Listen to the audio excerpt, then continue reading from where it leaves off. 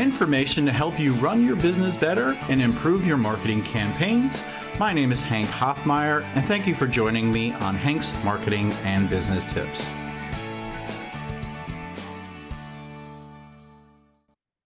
Welcome to episode 282 of the HMBT podcast. Today, I'm joined by Catherine B. Roy to talk about LinkedIn and possibly AI towards the end of this episode. Stay tuned. Catherine, welcome to the show. Thanks so much for having me.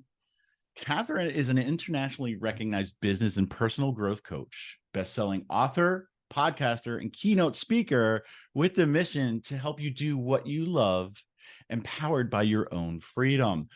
Love those words. It's something I live by. I have a mantra, and I always talk about work when you need to, play when you want to. I call myself a workaholic because I just love what I'm doing. And Catherine just has so much energy. We were talking before the show. I'm so excited to have her on to talk about growing yourself personally and professionally, but mostly using LinkedIn and AI to make sure you're successful and doing whatever you need to do. Again, Catherine, welcome to the show. I'm so excited to talk about you, your background, and some other things related to marketing. Thank you so much. Thank you. So tell me a little bit about what made you successful or make you do what you want to do when you talk about LinkedIn or writing a book, which you've written books before in the past. What is it that inspires you, or what helped you become successful? Well, I'll be honest. I was born in former Yugoslavia, and during the 90s, there was a civil war. I was a 17 years old girl, found myself in a basement hiding from bombs. In that moment, I realized that I might not know if I will live the next day. And I promised myself, if I survive, I will be the light. I didn't know exactly back then what that meant. So I went to, college, I graduated, I started working in a huge international company, ended up being a programmer for 15 years. Now, what's so shiny about being a programmer? I just couldn't realize, because I was working on huge financial systems, HR systems, and all of that. And as much as I was excited of creating something new, I realized, well, now we don't need 5 people in HR. Now we need 2. And that's not my place. I just couldn't bear that. So what truly made my heart sing was helping people. And for all of these years, I just wanted to be there, to be, of support in any kind of way. So I wrote a book. I didn't know how to publish it. I had no idea anything about that, but I was so confident that it has to go out that after 246 rejections from publishers, I've got yes, and I became a bestseller.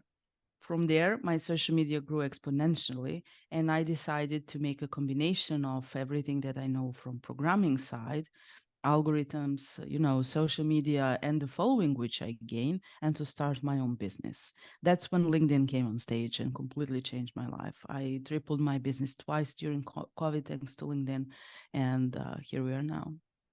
Yeah, I think it's all about the journey, finding something you love and getting to that destination. And you don't have to come from such adversity like you did, which I'm glad that you were able to overcome your challenges and see where you are now and the success you have.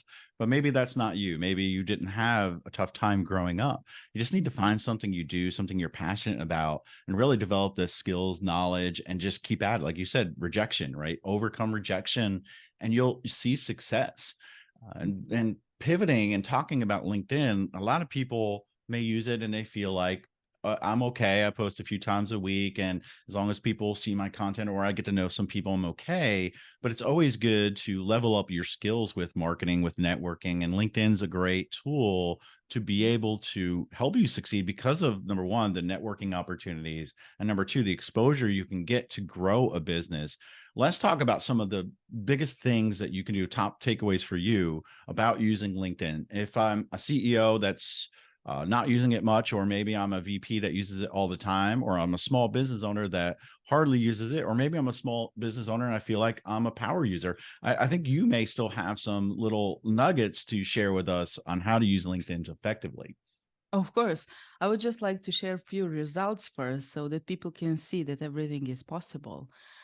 First of all, Goldman Sachs reached out to me, and I'm now certificated for the business growth in their program. When Microsoft saw that, they invited me, and I did 3 trainings in Microsoft Leadership Enabled community.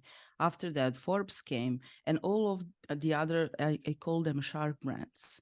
So, what's the huge takeaway? 80 million companies are on LinkedIn. 4 of 5 people are decision makers. And when I talk about LinkedIn, I talk only in the business scope of that powerful networking tool. LinkedIn was a CV before until Microsoft bought it in 2017. And they transformed it completely. I had an honor to be behind the scenes with LinkedIn editorial team from UK, and now I am in the community with LinkedIn editorial team from USA. So I see the perspective of this powerful network.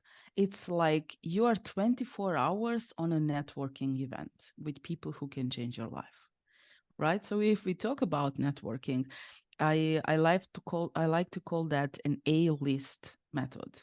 So of course, when you go to a networking event, you will check who is going to be there, who are the people you can collaborate with, and so on and so forth. But there are always industry leaders, like in my case that would be Gary Vee or Mario Forleo or whoever, right? It's kind of tough to get to connected to them one-on-one, but what I love to say is there are always B-listers, and those are super connectors, people who know people who can change our lives. Now, why am I telling this? Because if you get connected with one person who can get you on a stage in front of 10,000 people, you already change your life. So it's not about being published in Forbes. It's about being connected with editorial team from Forbes so that you can get published often. And that is not something you can achieve on Instagram or on Facebook. So first of all, personal brand comes first. Our credibility comes first. When someone lands on our profile, they have to know right away who we are, what we do, who we collaborated with, who are the companies which are standing behind us, or clients, or whatever, so that our profile speaks for us. It's a landing page.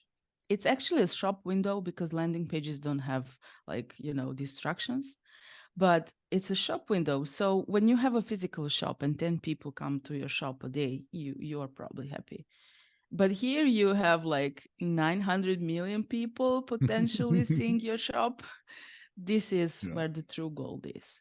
Now we need to be very careful with who we connect, because one-on-one connections are much more important than following parts. So building our network strategically is the most important thing, because people who connect with us will see our content, and they are the most important. I am choosing with who I will be connected. And again, on other social media, you have up to 5,000 connections, like on Facebook. Here you have 30,000. Right. So this is just a snippet of the potential of LinkedIn in Yeah. general. Years ago, it used to be best practice to just have the title of the organization you work for. For me, it would be senior manager of operations at Eye Contact and Kickbox. And I noticed that's changed to like a slogan or more just like kind of fluff, right? I don't know if you want to call it fluff, but what would you say is best practice in 2023 when it comes to your headline? Well, that's a great question. I call it a boss bio, and we have to know that LinkedIn is one of the greatest SEO platforms over there, and one of the greatest search engines. Now you might say, well, that's not true, but I will say, yeah, it is true in the business world. So practically every single word you use in headline is now a keyword. And that's extremely powerful. And the boss bio has its form. It's who am I, what I'm specializing for, and for whom. So Mhm. I'm a business coach specializing in helping coaches, consultants, small business owners to grow their businesses online. Now I used already 4 or 5 keywords. So not only they will find me when they search for a business coach, but they will find me when they search for a coach, consultant, small business owner, entrepreneur. And I want them to find me. And this is something that you can easily check in analytics. So definitely, like, a headline should be in the form of boss bio.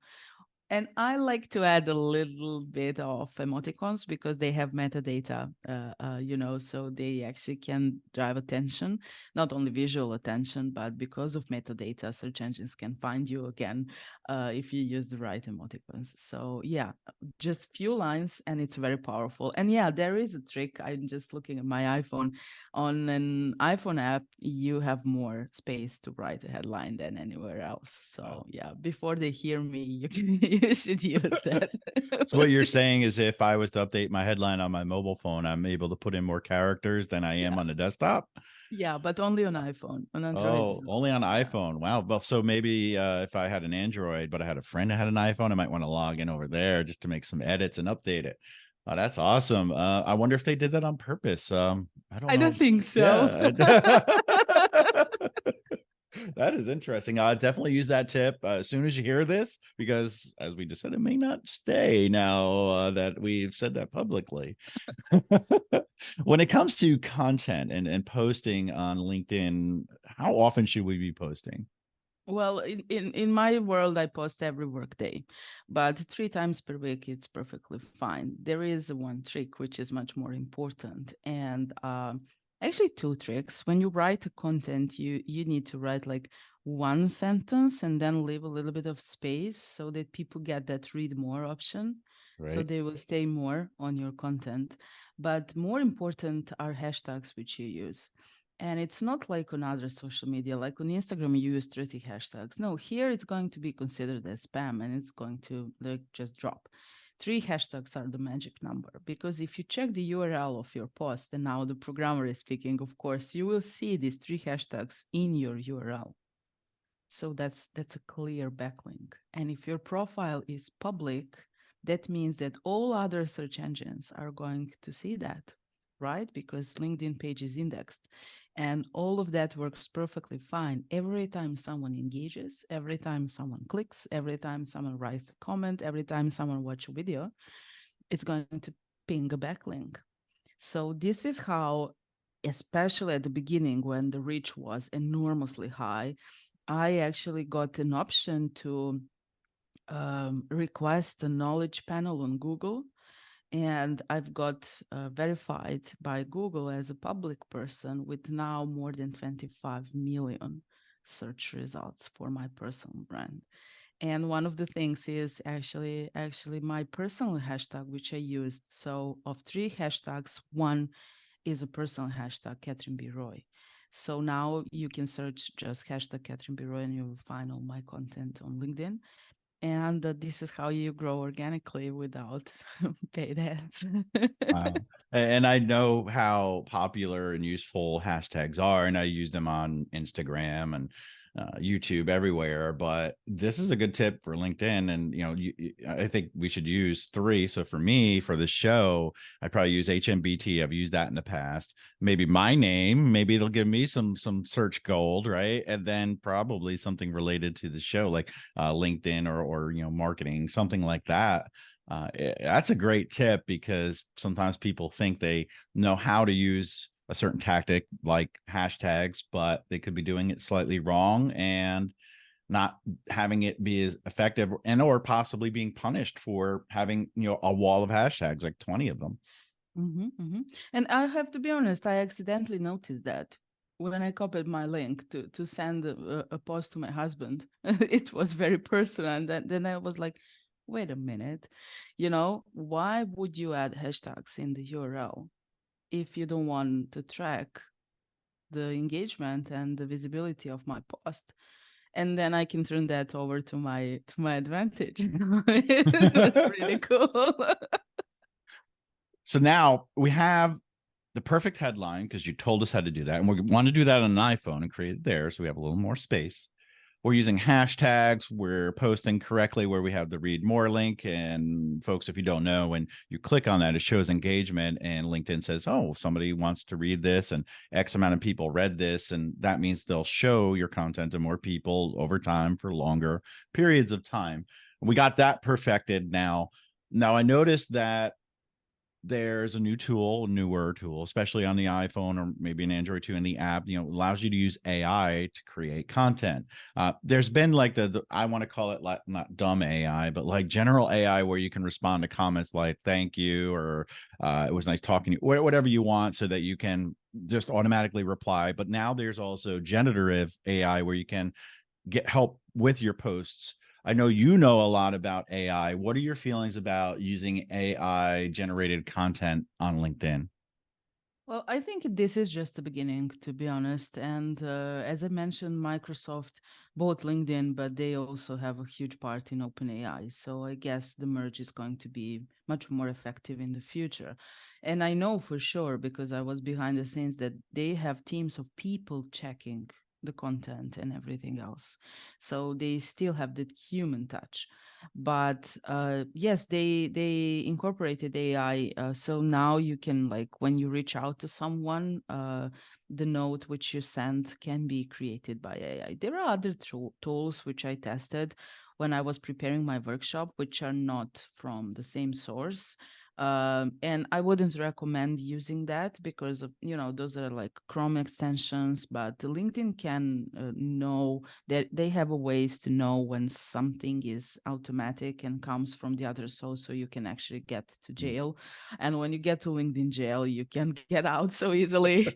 So yeah, if you use AI, use the AI LinkedIn offers to you, or create content outside of LinkedIn with AI, which I did for my workshop, and then use it for your regular content. Just to mention, when you prepare an event like workshop, before AI, I needed 2.5 months to prepare 8 weeks of content, blog posts, and LinkedIn newsletters. Now I prepared all of that, plus like 50% more content, plus funnels and all of that for 2.5 weeks. So AI is extremely powerful. I love it. I know there are risks. I Mhm. interviewed some people from the Institute of AI Development in USA, and they are going to take care of that. For now, we need to know just this. When we open one chat in a chat GPT, even 3.5, AI remembers only what is in that chat. So no one can actually, like, do intentionally some things to jeopardize the database. People don't have to be afraid so much of Mhm. AI, and if they are going to get my data or no, because the chat is on a cloud and it's separate from the general database, and we can work there. But what's very important is that we know how to train that Mhm. part of the OpenAI so it sounds like us. It's very stupid, and I will say this way: to use AI, ask a question, get an answer, and then post that, because everyone who asks the same question will get the same answer. Mhm. So what you give in, you will get out. But if you train ChatGPT, who are you? What's your business about? What's your writing style? I even have a name for my ChatGPT. We speak, chat together like it's human, because it's easier. And Yeah. then I actually said, in 2 minutes, I'm going to ask you to prepare me a marketing strategy for my workshop. But please, prior to that, ask me any question you need to know about me and my business so we can do this right.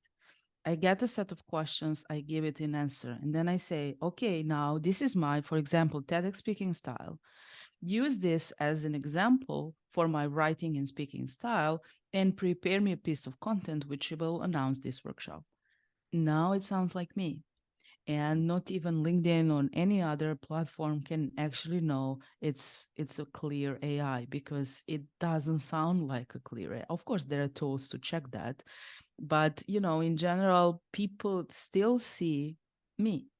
And I'm a big fan of videos, I have to say, because when we show up and people see us, they actually get connected and they trust us. So the videos which you see it's me, I'm recording, but the content written next to the video, it's AI.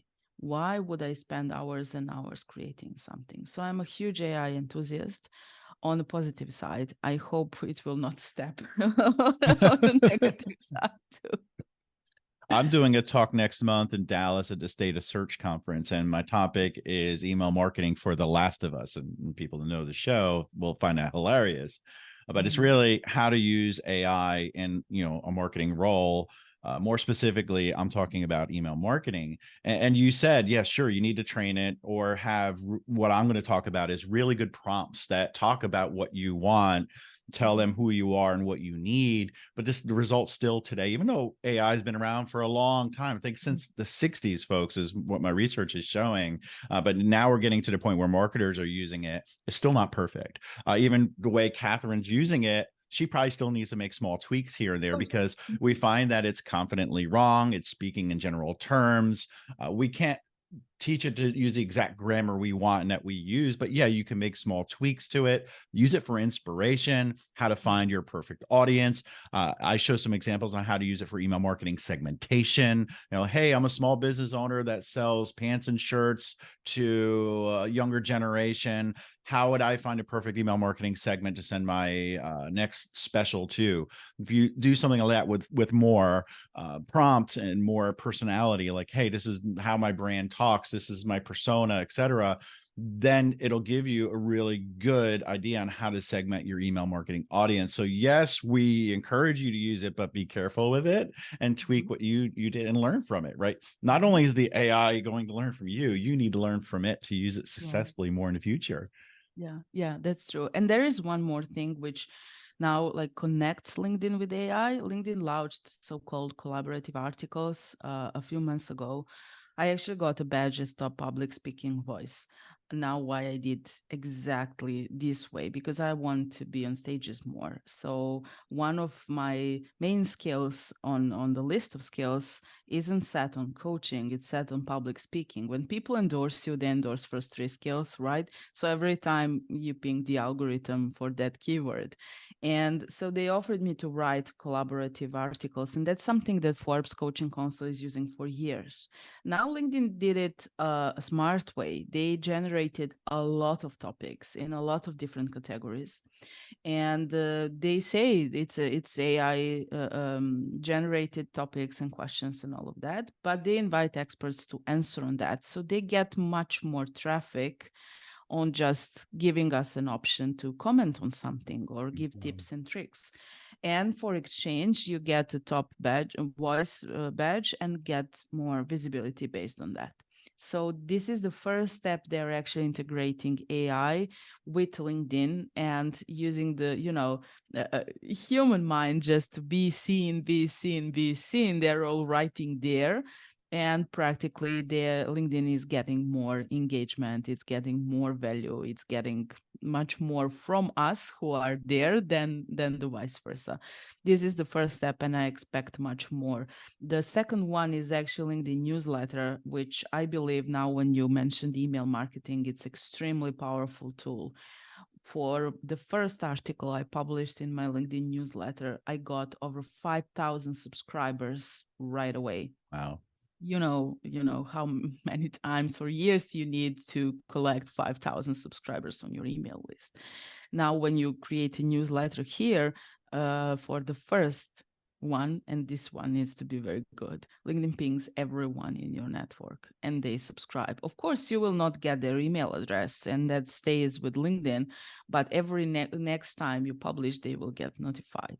So Right. it's extremely, extremely powerful tool, especially for someone who knows to write newsletters. I don't, Yeah. but for you, Since I work for an email service provider, right? That's I yes. guess in competition with LinkedIn for the newsletters.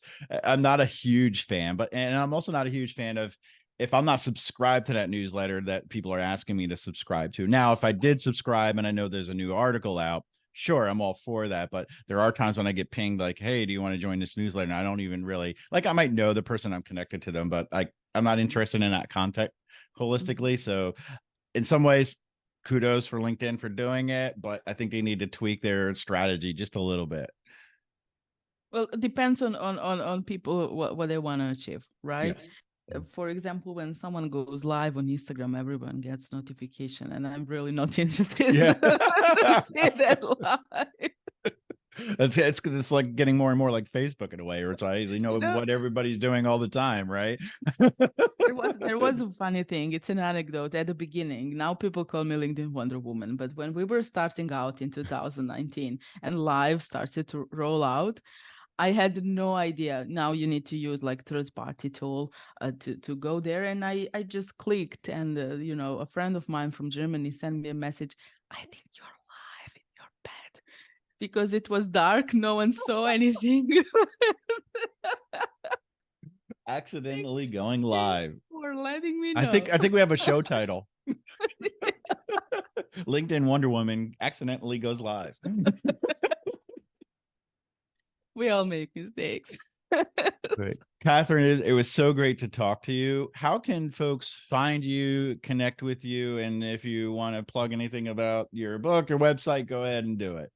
Thanks so much. My website is Catherine Biroy, but always the best way to connect with me is, of course, on LinkedIn. So feel free to reach out to me. I'm very, very happy to connect with everyone. Right.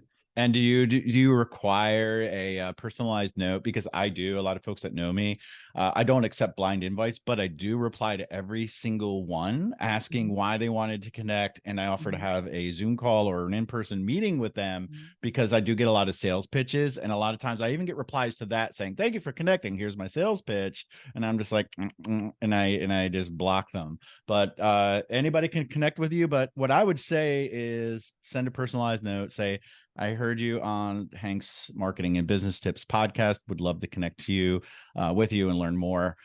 You don't have to, I guess, Catherine. Maybe you'll accept it, but I would say do that because it's more professional to do so. Yeah, and it's a smart thing because for now I'm deciding on a headline. So if you didn't polish your profile well, I will probably not accept your request. So please, That's another thing. Make sure you have that boss bio, right? Make sure you're publishing good content with little breaks in your content, in your hashtags. They use AI effectively. I think we covered so much in such a short amount of time.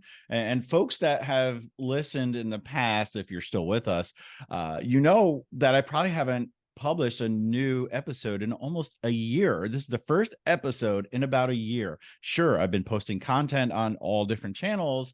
This is the first official HMBT episode of 2023, and I hope to record more because Catherine, it was such a pleasure to talk to you, and I learned some things from you, and I'm sure my audience will as well. Thank you so much for having me. And this doesn't make me less anxious at all because just repeat it a few more times.